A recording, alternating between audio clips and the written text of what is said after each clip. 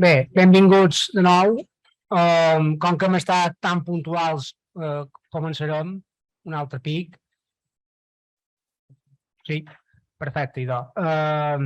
Bé, també reprenem, evidentment, pels que segueixen la sessió en línia. La propera intervenció és a càrrec d'Ada Siquier. Ha hagut un petit canvi d'ordre en els ponents. Intervendrà primer Ada Siquier en lloc de l'Alexandra Sanz per un tema d'horari, no?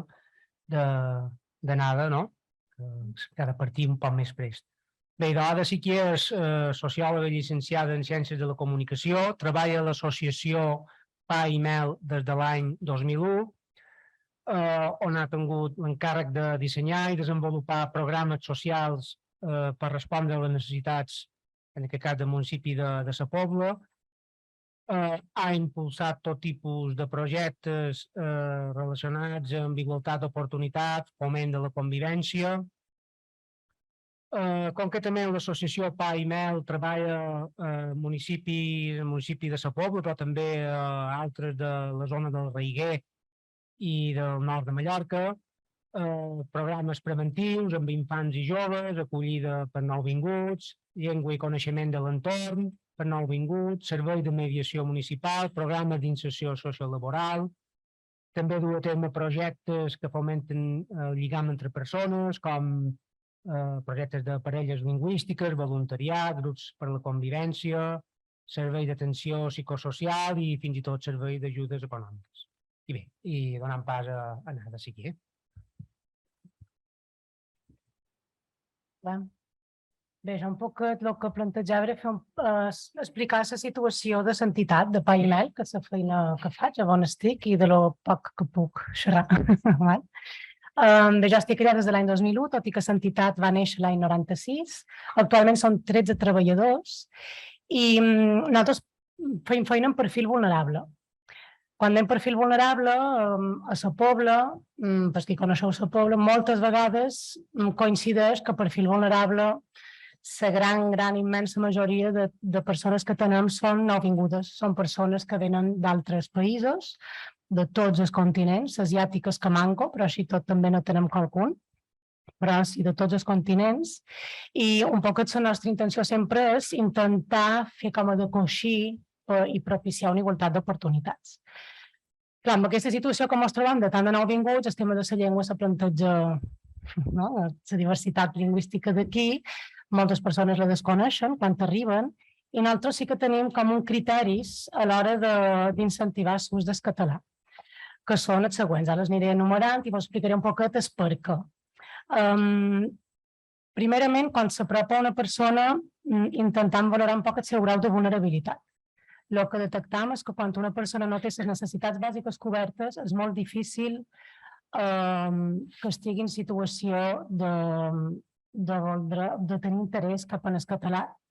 I el castellà, direm que és el just, simplement és un mitjà necessari, obligatori per desfer-se'n, però és vera que sí, que moltes persones quan arriben amb un punt de vulnerabilitat tan elevat, sobretot tenim el que són els grups d'acollida, són grups que principalment són homes, també hi ha qualque dona, són persones que han arribat en pastera, tots estan en situació irregular, i són grups que han de tenir fa uns 1, 2, 3, 4 mesos que són a Silla i estan desubicats completament. Molts no tenen cap ingrés, ni allotjament, ni, clar, amb aquest perfil apropar el català és zero interès i més que res el que fem amb ells és, nosaltres no fem el que és llengua, com qui dirà, perquè ja hi ha els CEPAs, hi ha ben que dir molta xarxa per treballar-los, sinó que fem com sempre el caire més social d'ajudar-los a obrir el màxim de portes. Per exemple, no saben que s'han d'empadronar, totes les barreres que hi ha de l'empadronament, no saben que tenen accés a salut. Com fem això? Fent el pallasso, fent circ, fent dibuixos, perquè hi ha una barrera lingüística bastant gran. Tenim moltes persones subsaharianes en aquest grup i persones de països àrabs, principalment Marroc, o el Argelí, però principalment Marroc. I bé, també dins l'equip de PAIMEL, dins els 13 professionals, és vera que tenim moltes persones amb moltes de llengües. Tenim persones que han fet filologia, persones que saben francès, per intentar un poc apropar-nos en aquesta part, no? O sigui, l'objectiu no és tant lingüístic, sinó més apropar-los a la situació, que puguin estar el més ben atesos dins la màxima vulnerabilitat en la que estan.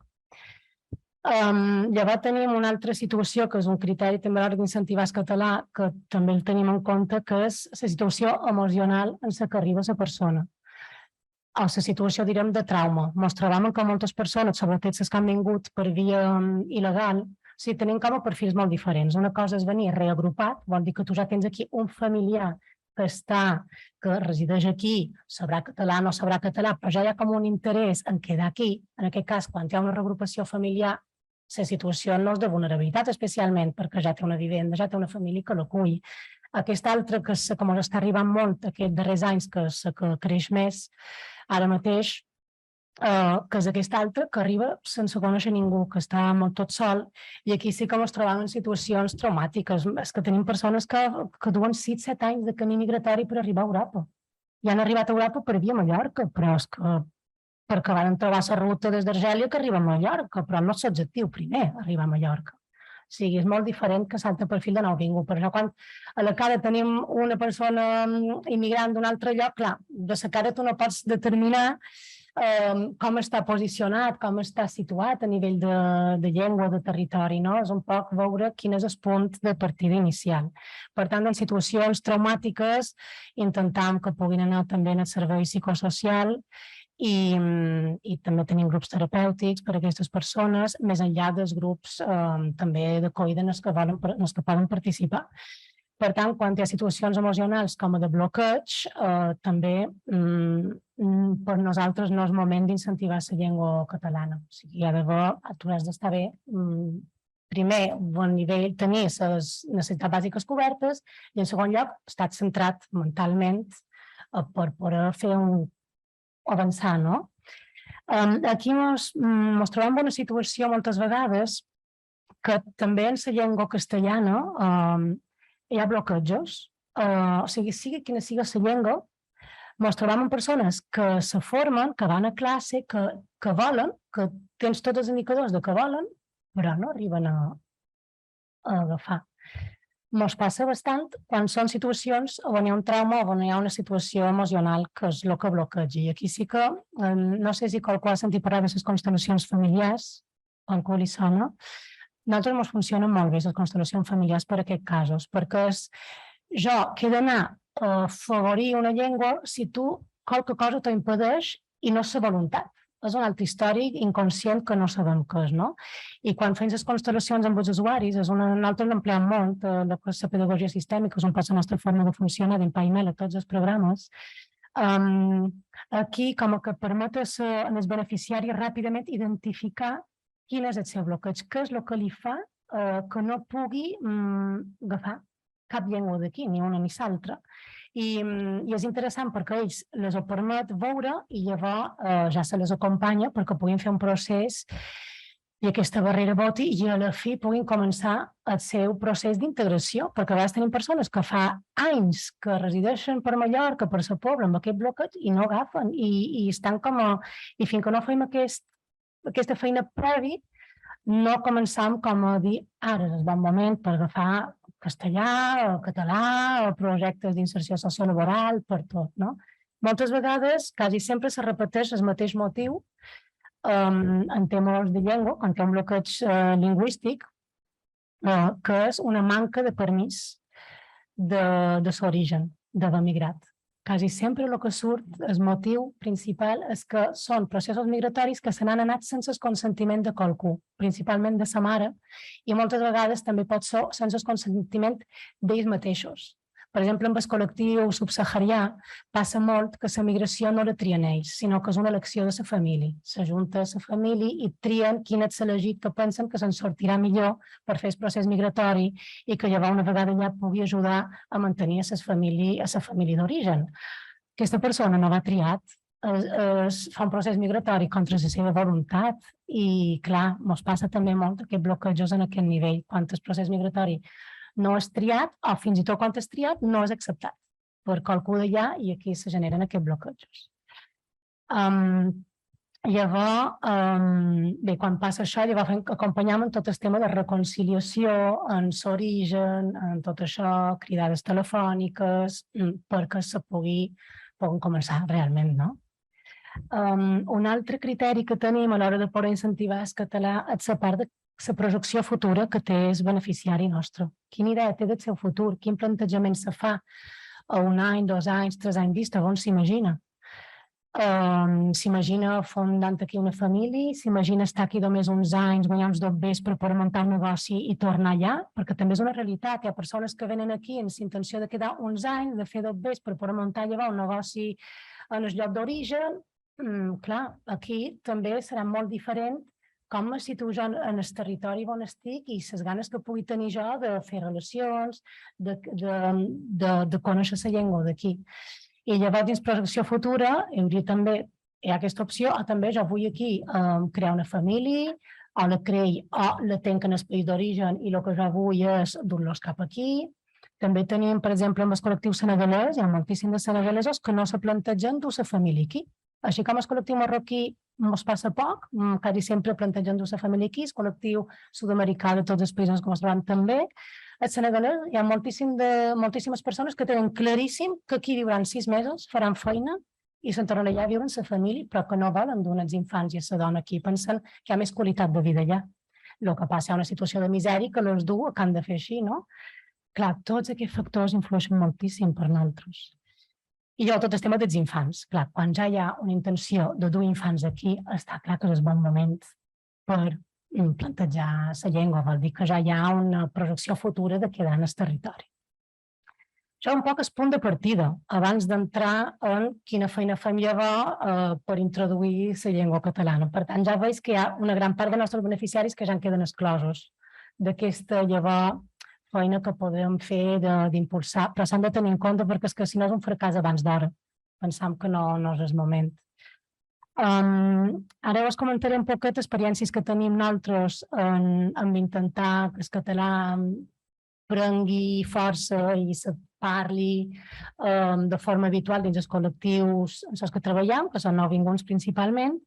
Tenim el projecte d'activitats de temps lliure, que ara des del Covid ja no el fem, perquè no ho podem abarcar tant, hem crescut molt en pocs anys, hi ha hagut un boom de molta de feina social i aquesta activitat l'hem deixada de banda per ara. Però és un poc aprofitar, nosaltres tenim activitats de temps lliure amb un caire, direm, social, és a dir, són activitats, com puguem entendre tots, activitats de temps lliure com una escola de temps lliure, només que té una vessant social, és a dir, s'hi apunta tothom, està al poble, tothom que vol, però també tenim uns cotes d'infants que venen derivats de serveis socials, de protecció de menors, d'usuaris que tenim nosaltres que són els seus infants, que solen ser persones nouvingudes i que per X motius se necessita que tinguin el seu temps ocupat. Moltes vegades aquests infants no utilitzen la llengua catalana de forma natural. Tot i que a escola la llengua que s'utilitza és llavors a nivell de carrer, a nivell de casa, si són de països originaris de llengua castellana, no s'utilitza naturalment. I pensam que és un espai molt bo, durant tots els anys que hem fet això, era un espai molt bo justament per normalitzar la llengua catalana des d'un espai que no és des de l'esforç, no és des de la classe, un contingut, un examen, no? Per tant, era un poc tenir aquesta línia d'incentitat. També jugàvem amb l'avantatge que la Pobla és una zona rural, que tothom parla mallorquí històricament, no? Per tant, tenim, direm, una majoria d'infants de llengua catalana, natural.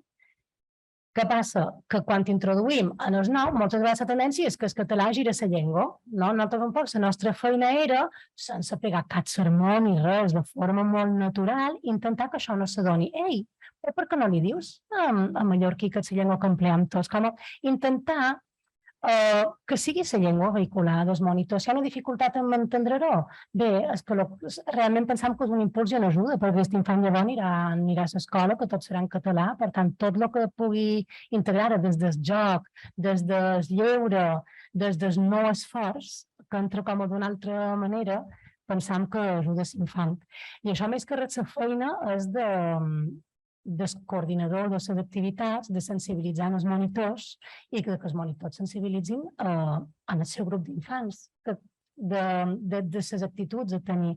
Ens passa igual actuant també d'aquesta manera en situacions de convivència que se generin, és intentar normalitzar segons quines coses, no des de la forma més escolar, sinó des de la naturalitat.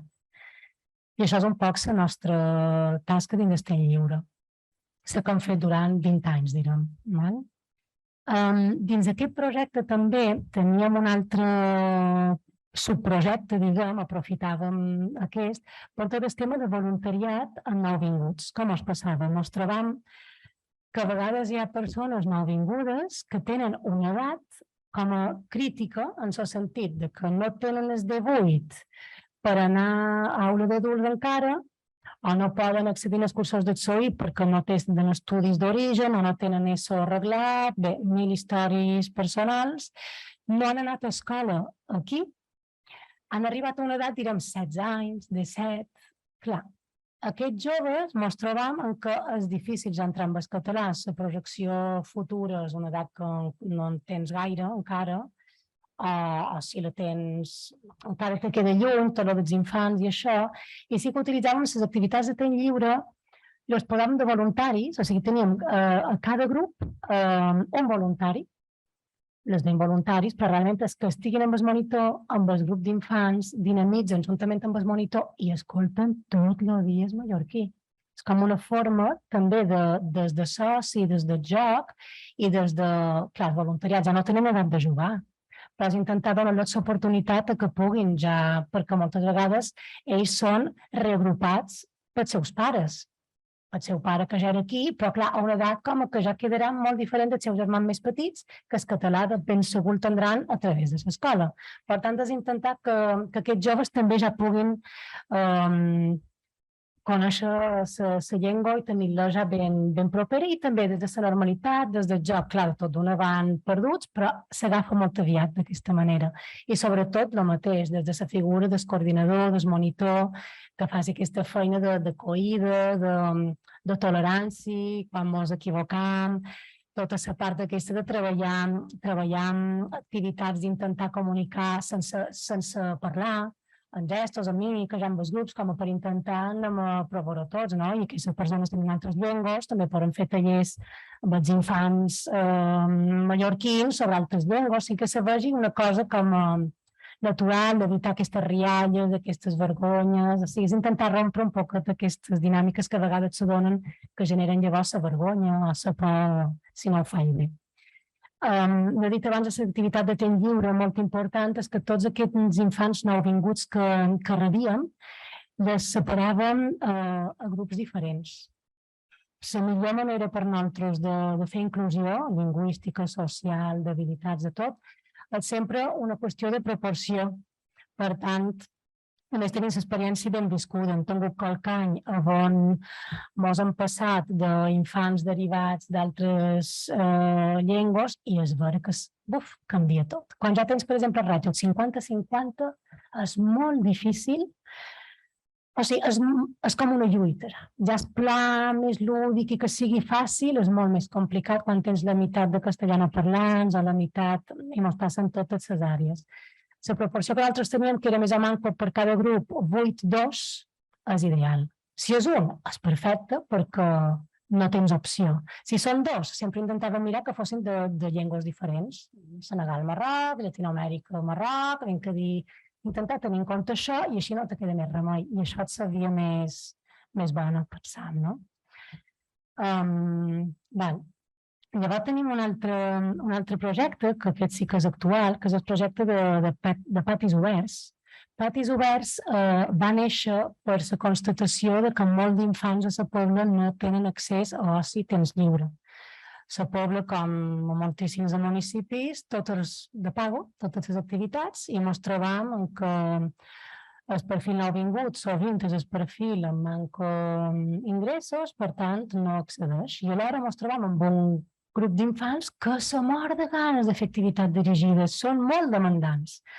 I aquí va néixer el projecte de Patis Oberts, que se fa a un pati d'una escola, tenim els educadors que estan 3 nits a la setmana en el pati i és un espai de joc lliure i també de dinamització, o sigui, també tenim, però molt obert, o sigui, perquè si no no podem atendre la tracalada d'infants que hi ha allà.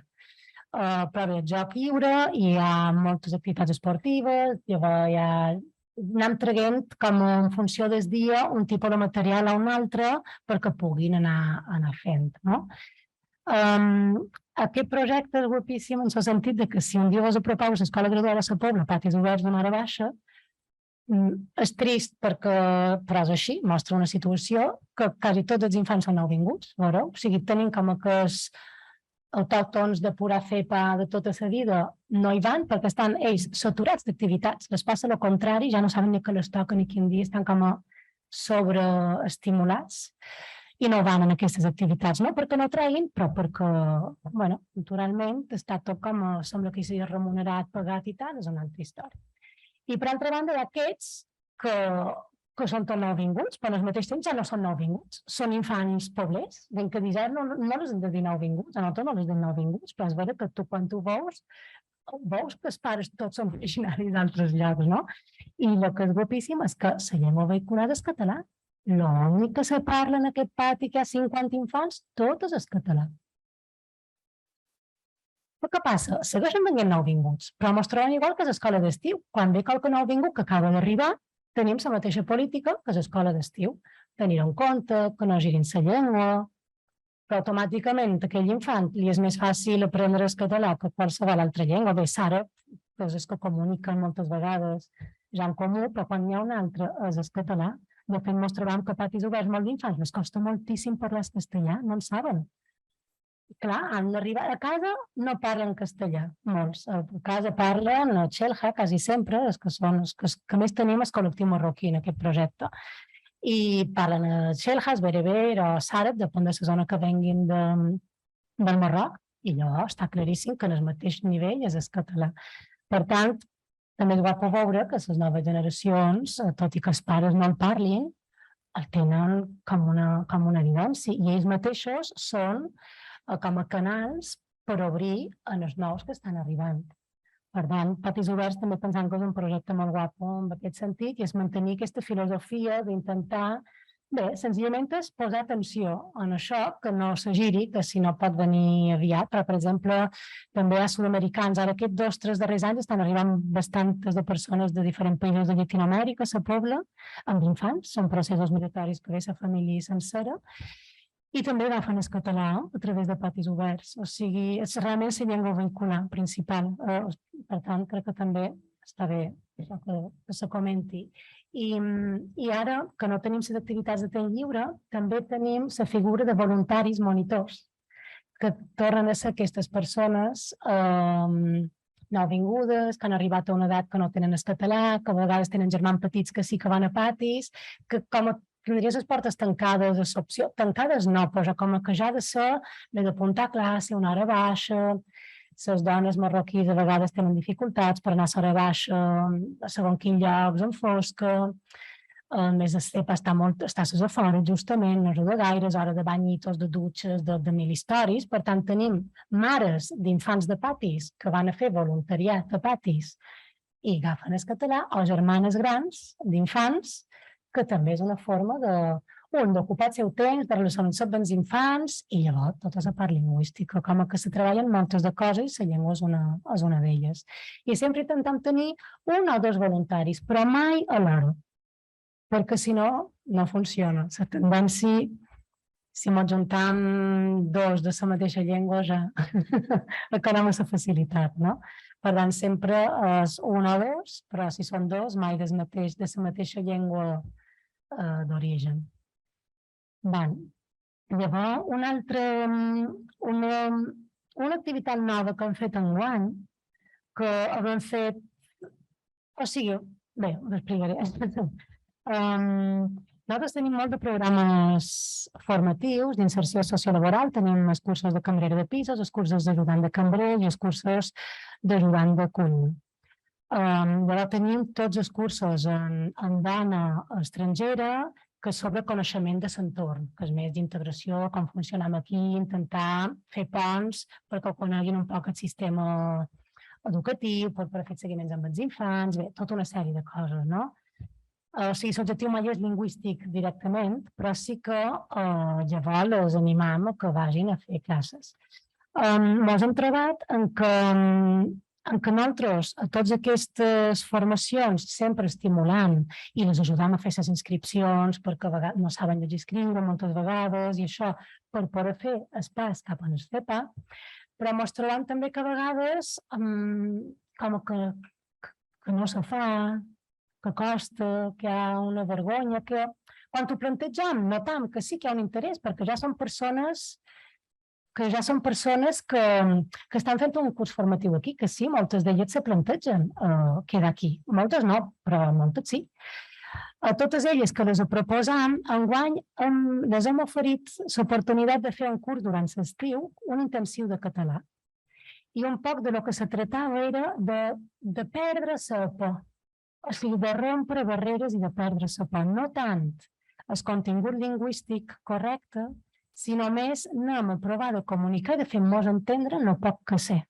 Mos sonen paraules i era, sí, realment això no era jo la que duia aquest grup, era Naina, la meva companya, que no ha pogut venir, però vam valorar una experiència preciosa perquè això ha ajudat a llavors a que tots ells s'atreveixin a anar a classe a un espai millor més formal. També l'avantatge d'aquest grup és que molts entre ells se coneixen. Per exemple, venen 3 o 4, ha estat un grup molt variat, home, dona i tots els orígens, per això també ha estat molt guap a nivell cultural, no?, de poder apropar tantes cultures juntes, i que el que els ha unit a tots era les ganes d'aprendre la llengua catalana, però ara amb molta vergonya, molta por, som adults, com a mirarem si no ho sé, tota aquesta història, no?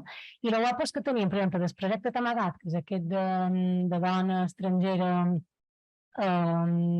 sobre el coneixement de l'entorn, eren 4 o 5, se coneixien. Ja hi ha com un grup entre elles que se poden donar força o ajuda entre elles. El grup de cuina eren uns quants, el grup de cambrera de pisos eren uns quants, el grup de coïda uns quants.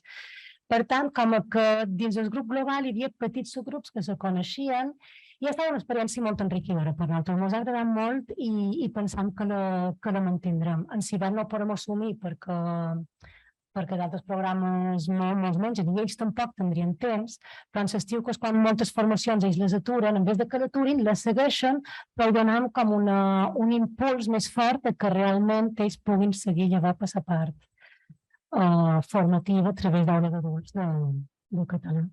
I llavors el darrer programa que és parelles lingüístiques. Nosaltres funcionem fa molts anys en les parelles lingüístiques i senzillament fem d'intermediari. Presentam principalment les persones que hi participen són les mamàs del grup de Tamagat. Són dones marroquís que tenen els fills aquí, que tenen moltíssimes dificultats per comunicar amb l'escola, que el castellà l'han assolit o no, depèn, però que hi ha un interès o que nosaltres ja treballant hem aconseguit que hi hagi un interès. I a partir d'aquí ja diuen, sí, ara sí és el meu moment de... Nosaltres de tant en tant amb el programa Tamagat ho recordam. Cada trimestre vinga, i fa ganes ara una parella lingüística. I anàvem un poc així. A vegades en qualsevol feim directament a dir, mira, tu en la situació que estàs, carai, que ja és ben hora, no? O sigui, a vegades un poc induït, a vegades no és així com a directe, depèn de cadascú la necessitat que sent. Però és que allà al fi tenim bastantes parelles lingüístiques en marxa i llavors les persones queden entre elles, on volen, firmen un contracte amb nosaltres, de que se comprometen a quedar com a mínim un pic a la setmana, però llavors ja s'intercanvien el telèfon i llavors el guapo també de tot això és que se creen relacions més enllà de la llengua.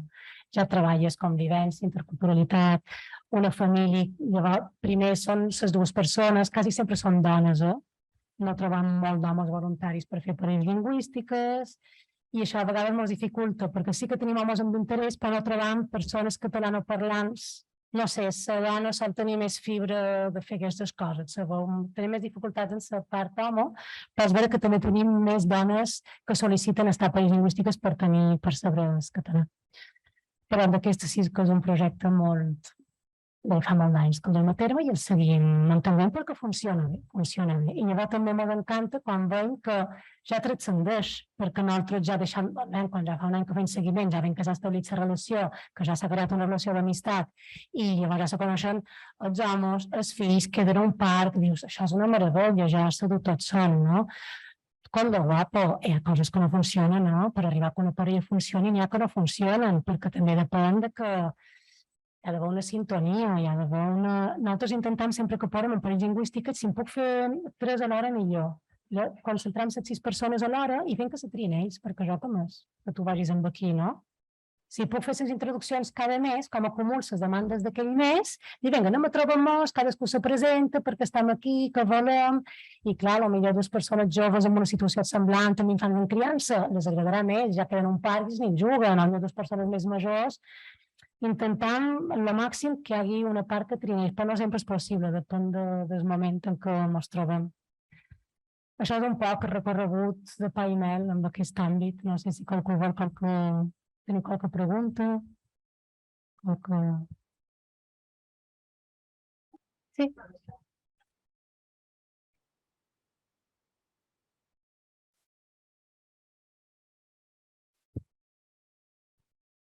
Hola.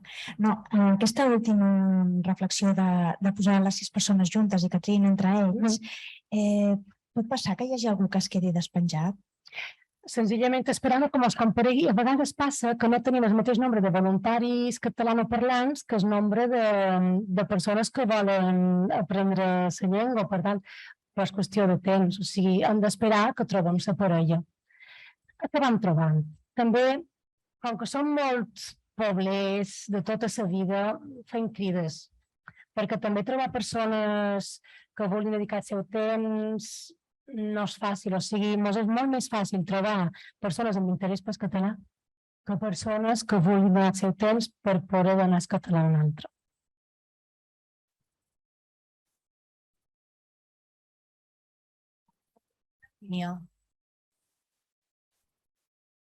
Allà tu tenies una pregunta.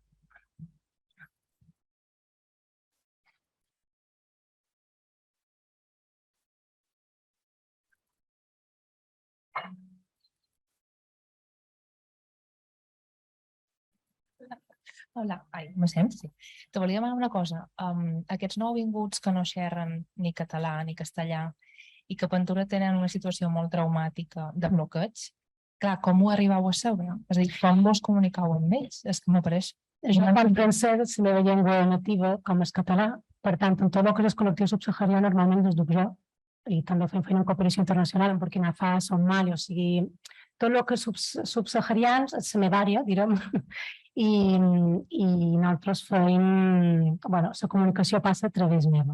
Llavors tenim el servei de mediació municipal, que tenim una companya de feina que parla àrab, per tant, ella està per traduir en tots els moments. I Naina, que per exemple és la professional que du tot el projecte ella està en el grup d'acollida un dia per setmana, justament perquè ella té àrab perfecte, i llavors ella du el projecte amagat en les dones nouvingudes. Per això deia que dins l'equip és vera que nosaltres a Paimel necessitem persones amb llengües. És que això pensava, traductors o personal de suport... L'ideal és des de nosaltres mateixos, perquè Tostovia és un pont que a vegades són situacions que com més persones més difícils són de comptar, no? Però quan és necessari, clar, no tothom té llengües, tenim el servei de traducció. Gràcies. I també una altra cosa que tenim com funciona, però aquí ara són persones clau, nosaltres treballem molt en que el propi col·lectiu ajudin el propi col·lectiu. Ens agrada molt això de fer ponts, igual que la parella lingüística, no sé, ens agrada aquesta filosofia, no? I a tots els grups sempre ens deien que encara que acaben el seu procés formatiu, si podem comptar amb ells a qualque moment que sigui necessari. Per exemple, en els grups d'acollida, a vegades ens passa que tenim persones subsaharianes, però que no parlen francès.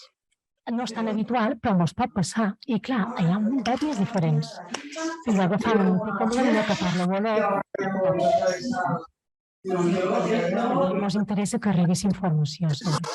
Tenim també crear unes bones relacions amb els articles diaris i les intentem fer partíceps de processos d'altres.